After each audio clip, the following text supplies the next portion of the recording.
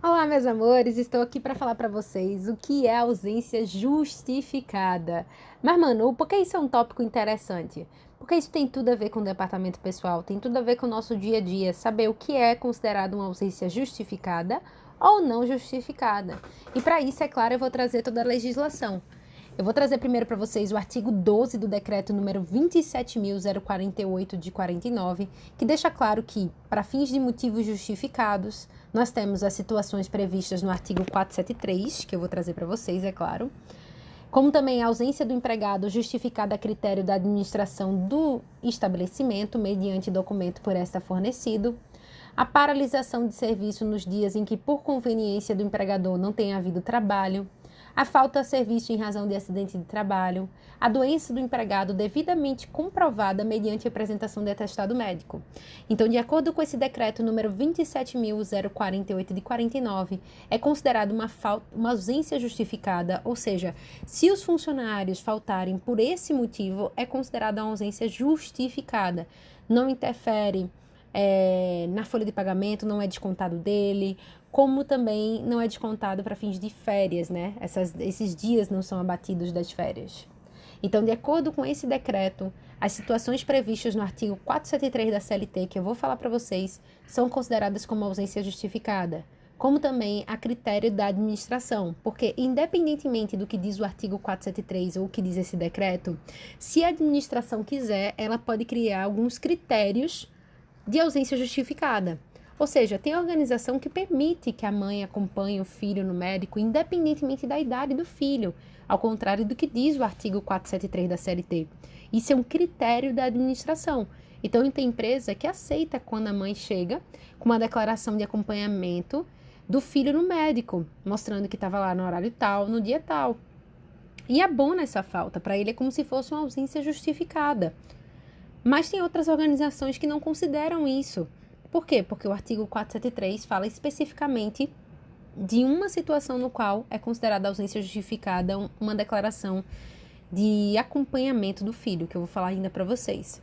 Enfim, então a critério do estabelecimento, da organização, você pode sim ter as suas particularidades, que mesmo que não esteja expressa em lei, você pode criar. Você pode aceitar outras justificativas, por exemplo, no dia de chuva, você sabe que para algumas pessoas é muito complicado chegar, que tem muito alagamento.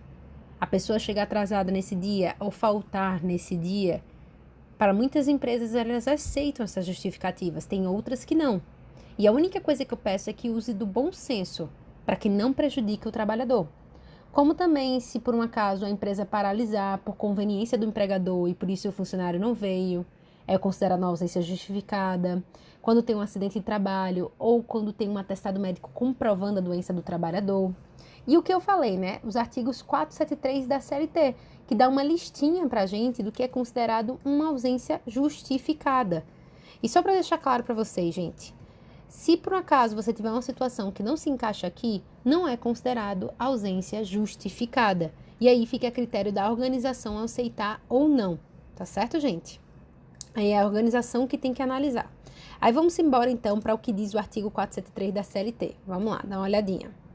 O empregado poderá deixar de comparecer ao serviço sem prejuízo do salário até 2 dias consecutivos em razão do falecimento do cônjuge, ascendente, descendente, irmão ou pessoa que declarada em sua carteira de trabalho viva sobre sua dependência econômica. Então, tem 2 dias consecutivos em caso de falecimento. Até 3 dias consecutivos em virtude de casamento.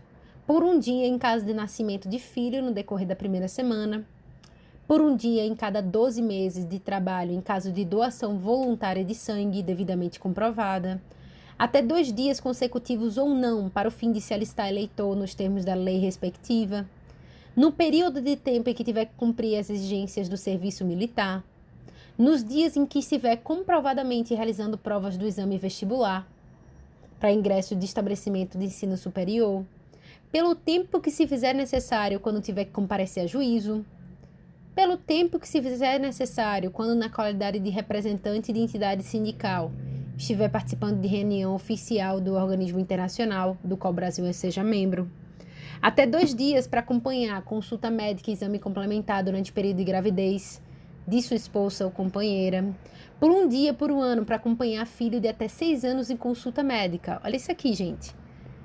Por um dia, por um ano, por ano, para acompanhar filho de até 6 anos em consulta médica. Então, o que tem na legislação dessa história de declaração de acompanhamento é um dia no ano que a pessoa pode acompanhar o filho de até 6 anos em uma consulta médica. Não tem mais do que isso. Então, assim, você pode aceitar as pessoas trazerem a declaração de acompanhamento, independentemente da quantidade dos anos que o filho tem, independente se foi 1, 2, 3 vezes ao ano, mas você aceita porque é critério da administração, porque você não é obrigado. Então, tem muita coisa que as empresas estão aceitando, mas elas não são obrigadas a aceitar. A legislação deixa claro que é só um dia por ano para acompanhar filho de até 6 anos em consulta médica. Se a funcionária faltar mais dias do que isso, a empresa não é obrigada a considerar isso como ausência justificada.